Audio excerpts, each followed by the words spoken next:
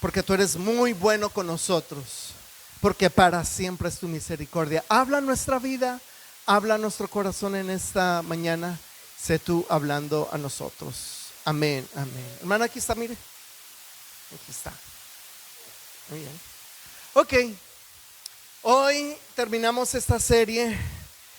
Y bueno, esta serie que le hemos titulado Vida Eterna. Y hasta aquí vimos que Dios nos ama y tiene un plan maravilloso para nuestra vida.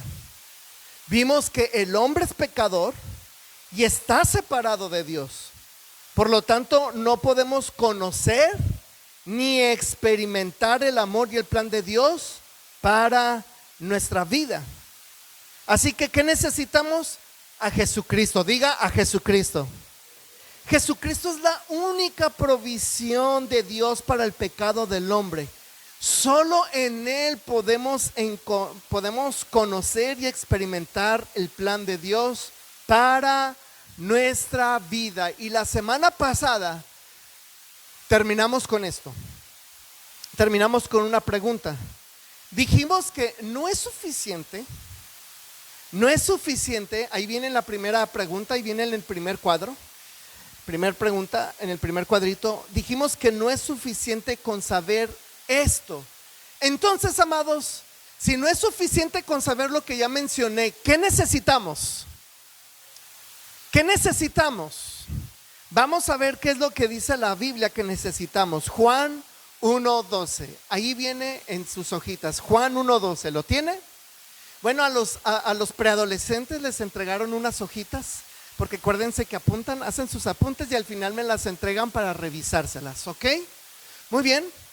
Juan 1:12 dice, pero a todos los que creyeron en Él y lo recibieron, les dio el derecho de llegar a ser hijos de Dios. Les dio el derecho de ser hijos de Dios. Entonces, según la palabra de Dios, según el verso que acabamos de leer, después de creer, ¿cuál es el siguiente paso según este versículo? ¿Cuál es el siguiente paso después de creer? ¿Cuál es el siguiente paso después de creer según este versículo? ¿Ok? Antes de recibir, ¿hay algo? Creer, diga creer. Creer. Más a todos los que creyeron. ¿Y luego qué? Ahora sí viene lo siguiente. ¿Y qué? Y le recibieron. Diga creer y recibir. Así que después de creer, ¿cuál es el siguiente paso? Entonces, ¿qué necesitamos? Creer en Jesucristo, creer que Él nos dio el privilegio de llegar a ser hijos de Dios. Y después de creer, ¿cuál es el siguiente paso? Recibir. Así es que creer y recibir, diga, creo y recibo. Creo en Cristo y recibo a Cristo como mi Salvador personal. Entonces viene la tercera pregunta. ¿Qué promesa obtenemos en esto? Ahí ese mismo versículo nos dice. ¿Qué promesa tenemos? ¿Qué recompensa tenemos por creer y recibir? Ser hijos de Dios. Diga, ser hijo de Dios. Mas a todos los que creyeron y le recibieron, les dio el derecho de ser hijos de Dios. No todos son hijos de Dios. Todo el mundo somos creación de Dios, pero a todos aquellos que creen y le reciben, les da el derecho de ser hijos de Dios. En la semana platicaba con un varón y me decía, pastor, es que no soy tan malo, es que mire, yo soy bien bendecido por Dios y eso. Y yo le digo, no te equivoques, hijo. Todo el mundo recibe el favor de Dios, pero no todos caminan bajo la bendición de Dios. Aún el más vil pecador, aún el hombre y la mujer más mala del mundo, caminan bajo el favor de Dios, pero no todos reciben la bendición de Dios.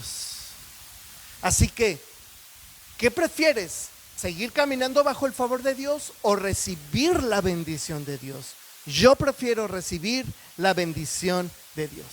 Así que, como bien lo contestaron ustedes, ahí estamos en la hojita, necesitamos recibir a Cristo para asegurar nuestra reconciliación con Dios. Es lo que necesitamos nosotros, recibir a Cristo para tener una reconciliación con Dios. Solamente Jesucristo es el único que nos puede ayudar a reconciliarnos con Dios. Tú y yo no podemos reconciliarnos a Dios por nuestras buenas acciones, porque somos muy buenos, porque nos portamos muy bien, porque vamos a la iglesia, porque ofrendamos, porque diezmamos. No, nada de eso nos reconcilia con Dios. Solamente Cristo, diga solo Cristo, nos reconcilia con Dios. Entonces, viene la cuarta pregunta. Pero, ¿cómo recibimos a Cristo? ¿Cómo recibimos al Señor? ¿Cómo recibimos a Cristo? Porque estamos hablando que necesitamos recibir a Cristo, pero ¿cómo? ¿Cómo le hacemos? Bueno, vamos a ver qué dice la Biblia en Efesios 2, 8 y 9. Ahí vienen sus hojitas. Dice, ciertamente la gracia de Dios los ha salvado por medio de la fe. El domingo estamos viendo la serie de gracia. ¿Cuántos han venido a la serie de gracia? Qué bonita, ¿verdad? Hemos sido bendecidos. ¿Cuántos han sido bendecidos? Yo te recomiendo que vengas a esta serie de gracia. Por eso les dije, estas dos series van de la mano. Así que, por eso dice el pasaje, ciertamente la gracia de Dios los ha salvado por medio de la fe. Esto no nació de ustedes, sino que es un don de Dios. Ni es resultado de las obras, para que nadie se vanagloríe. Así que la fe nos hace abrazar. ¿La fe nos hace abrazar qué? ¿La fe nos hace abrazar qué? La gracia, subraya ahí, gracia. La fe nos hace abrazar la gracia de Dios. Así que nosotros somos salvos por pura gracia, y la gracia es un regalo de Dios. Bueno, el domingo estamos diciendo lo que es gracia. ¿Qué es gracia? ¿Qué es gracia? A ver, ¿qué es gracia? El favor de Dios inmerecido. Favor de Dios inmerecido. ¿Se acuerdan? Eso dijimos que es gracia el domingo, ¿verdad? Y dijimos también, esa es otra definición, y también vimos una segunda definición. Es la solución humana, la solución divina para el problema del pecado del hombre, ¿verdad que sí?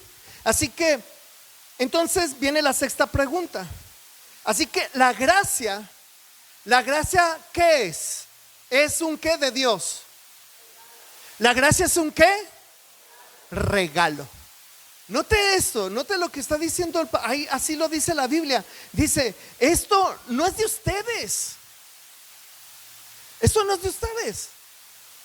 Platicaba con una persona y decía, es que yo soy buena persona, es que yo no le hago mal a nadie, yo soy bien responsable, mantengo a mi familia, hago esto, hago lo otro. ¡Ey, no!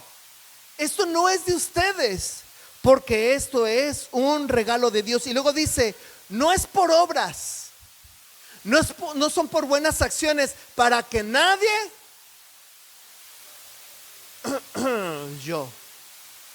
para que nadie se vanagloríe, ¿verdad? Entonces, si se fija, amado, la gracia es un regalo de Dios, es un favor inmerecido. No lo merecíamos, pero Dios quiso dárnoslo. Entonces, pregunta 7, ahí viene en sus hojitas, pregunta 7. Entonces,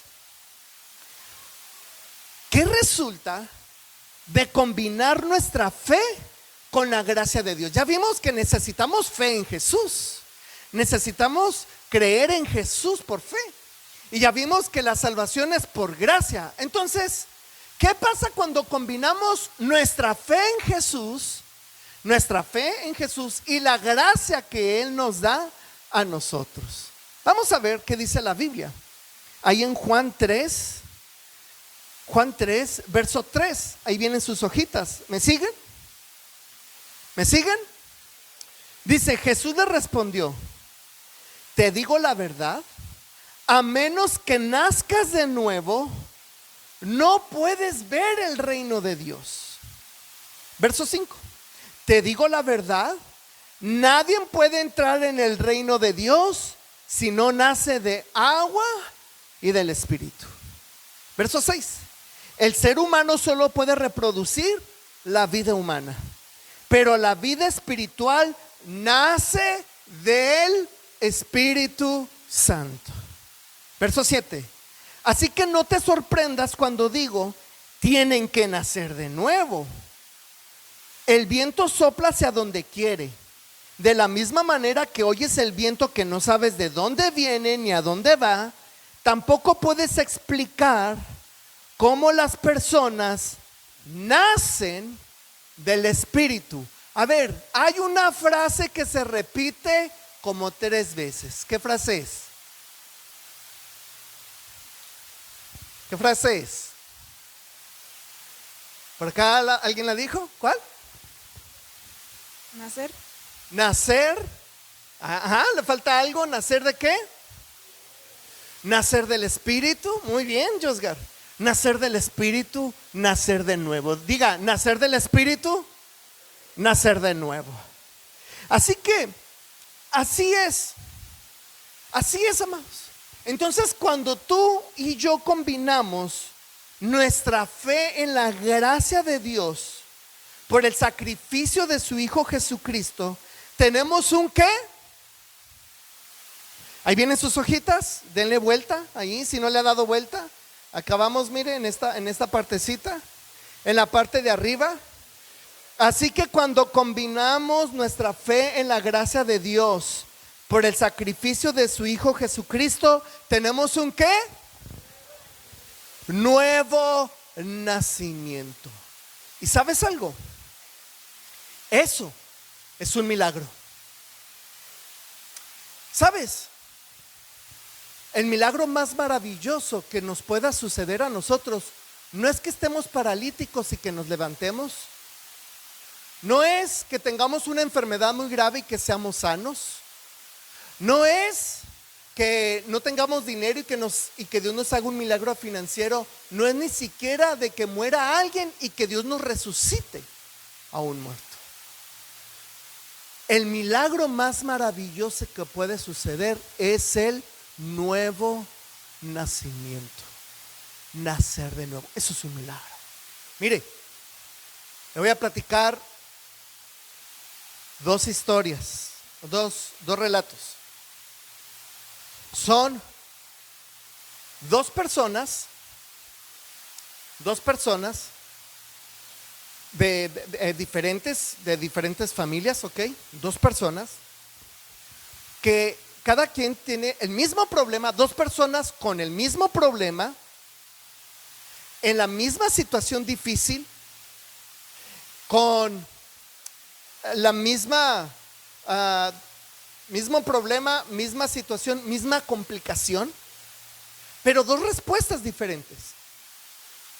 La primera persona, cuando vino a consejería conmigo y lo tenía en la oficina a esta persona, y la tenía sentada en la oficina esta persona, y empezó cité a esta persona en la oficina por una situación. Entonces, cuando empiezo a platicar con esta persona, yo le empiezo a decir, oye, está esta situación. ¿Qué tienes que decir al respecto? Al principio se puso un poquito duro. Al principio se puso un poquito así. Entonces yo tuve que aplicarle la ley. Porque recuerde lo que dice la Biblia: la ley para el soberbio, la gracia para el humilde. Diga, la ley para el soberbio, la gracia para el humilde. ¿Sí? Es bíblico, ¿verdad? Dios desprecia, Dios mira con desprecio al altivo. Dios desprecia al altivo, pero Dios recibe al humilde, ¿verdad que sí?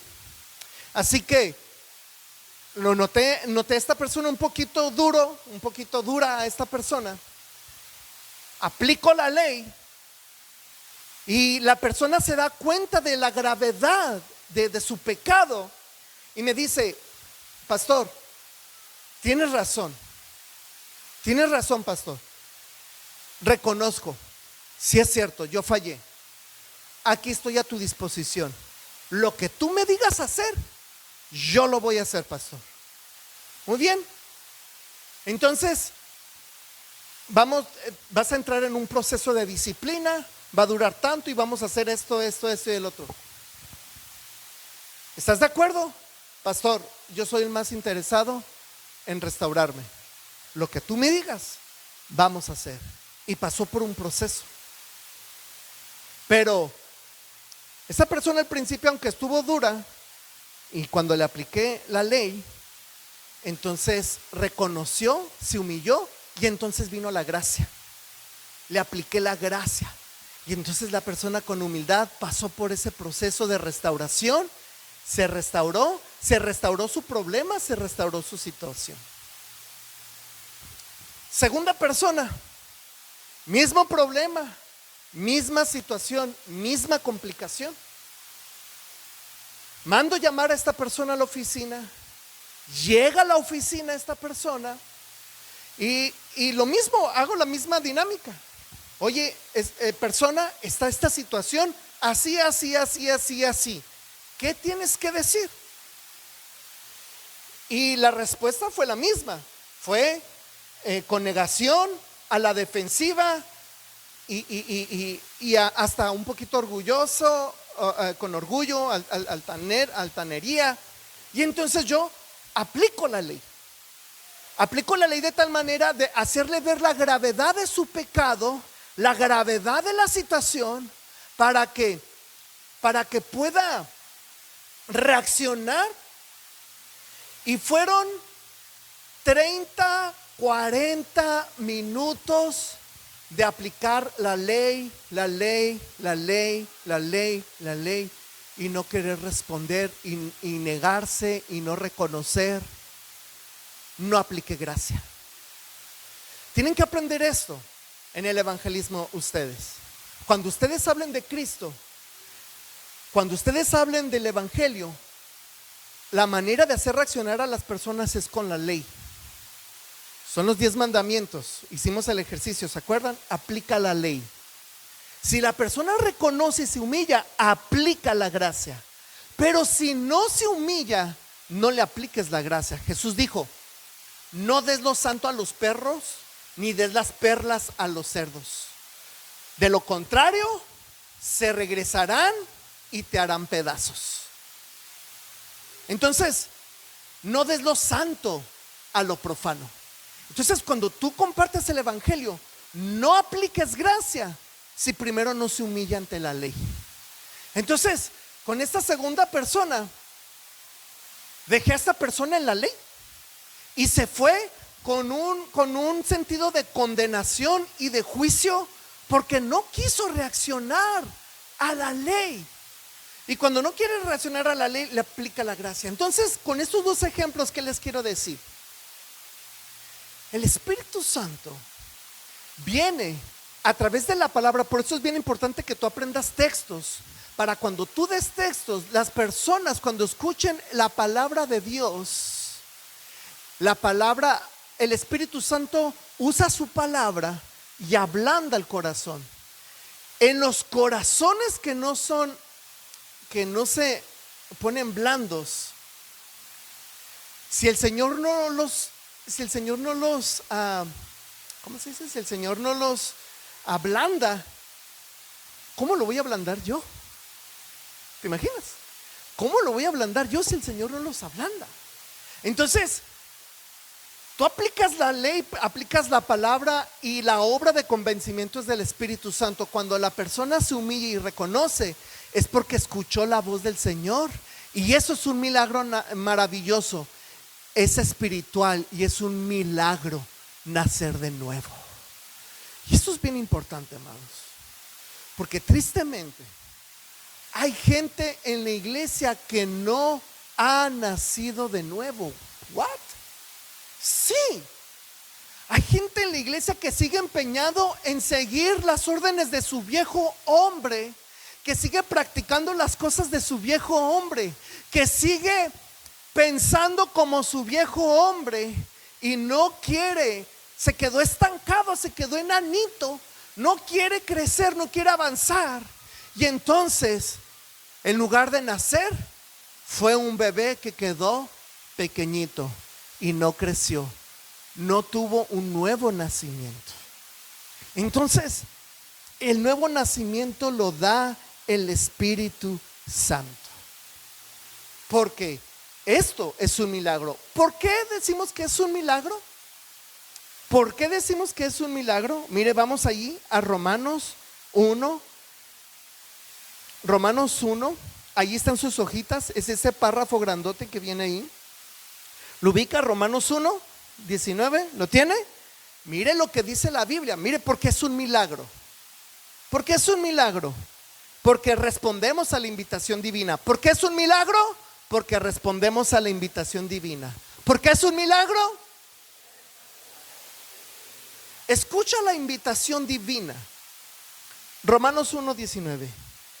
Ellos, hablando de la humanidad, conocen la verdad acerca de Dios, porque Él se la ha hecho evidente.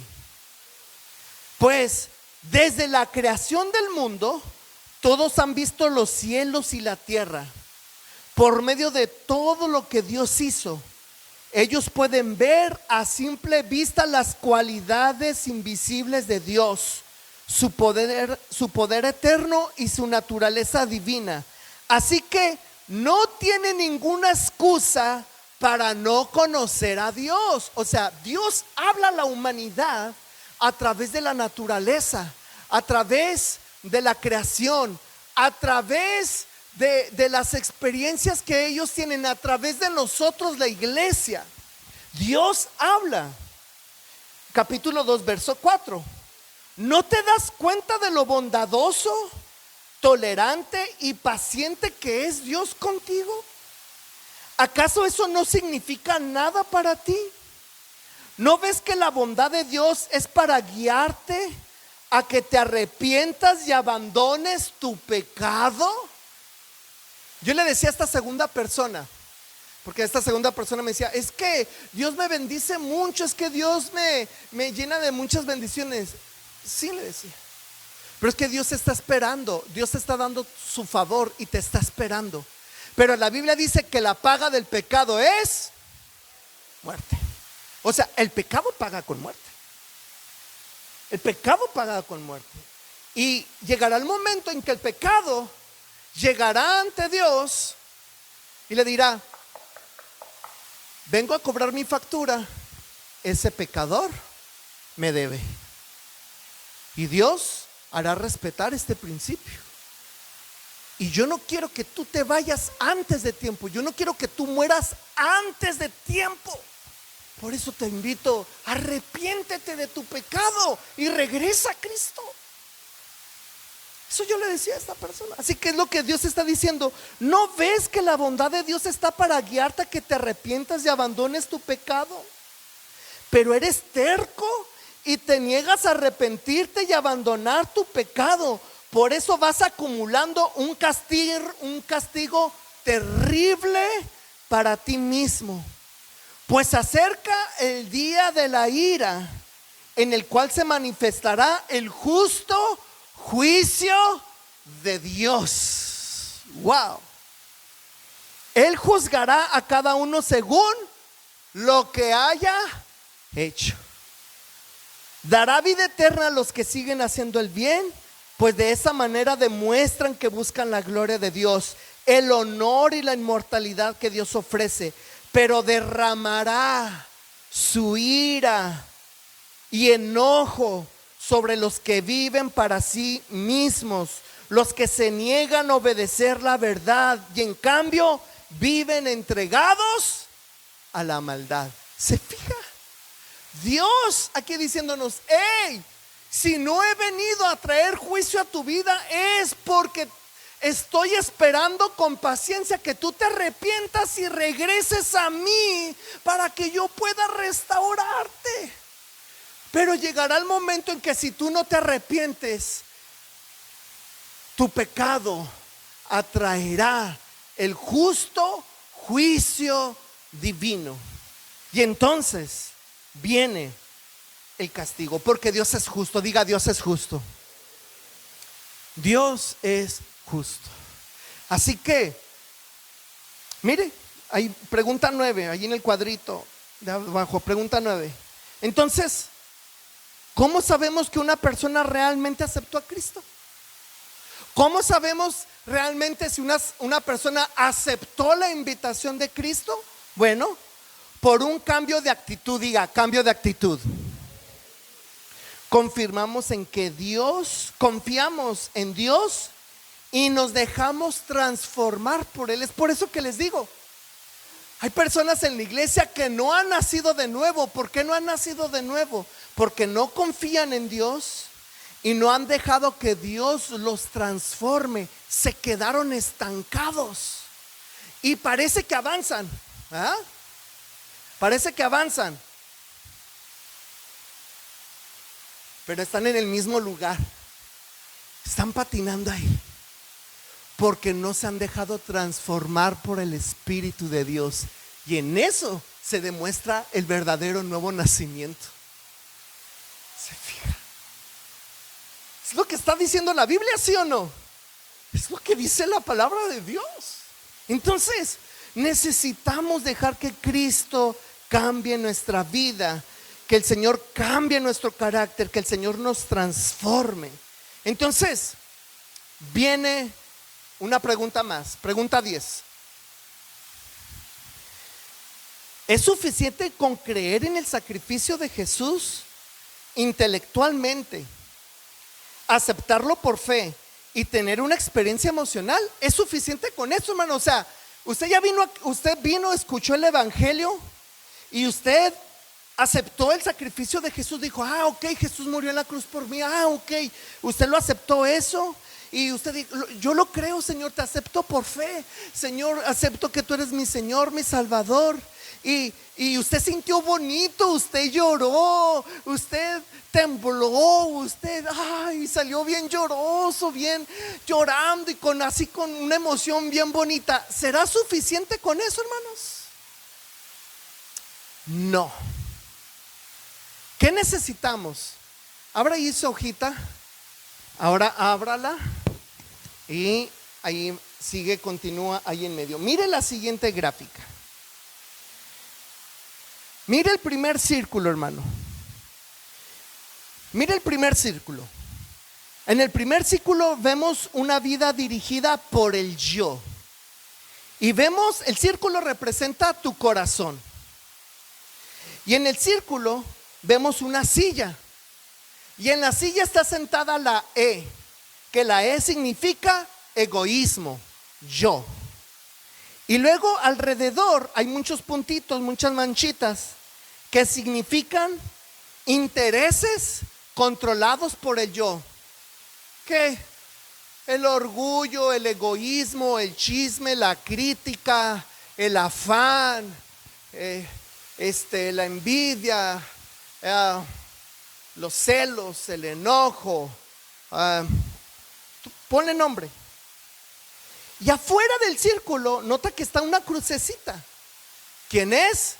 Cristo. Cristo está afuera.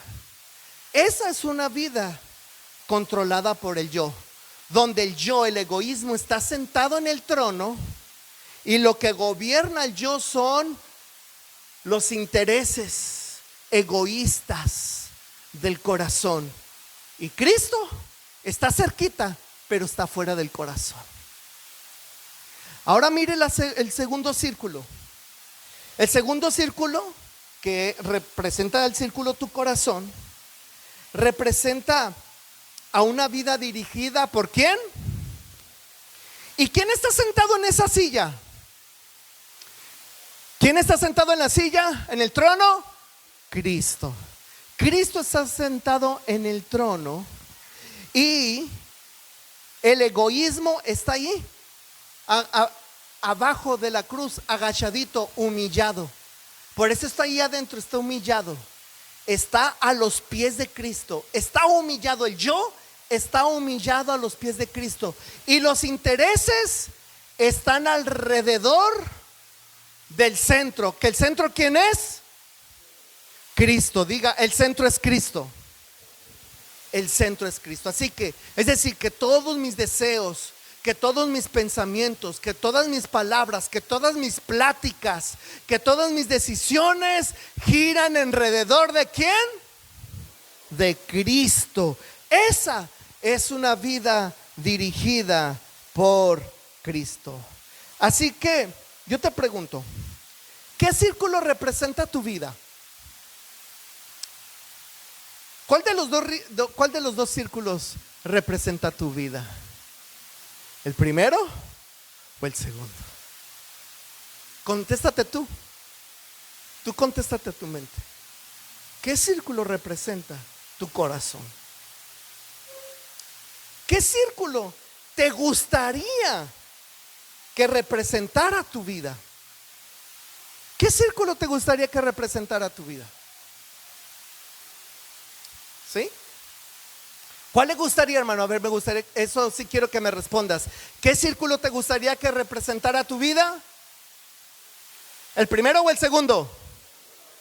¿Gobernado por quién? Por Cristo. ¿Quieres a Cristo pedirle que sea el Señor de tu vida? Sí, muy bien. Así que la única manera de hacerlo es que individualmente debemos de recibir a Cristo como nuestro Señor y Salvador personal para poder conocer y experimentar el amor y el plan de Dios para nuestras vidas. Amén. ¿Quieres cerrar tus ojos?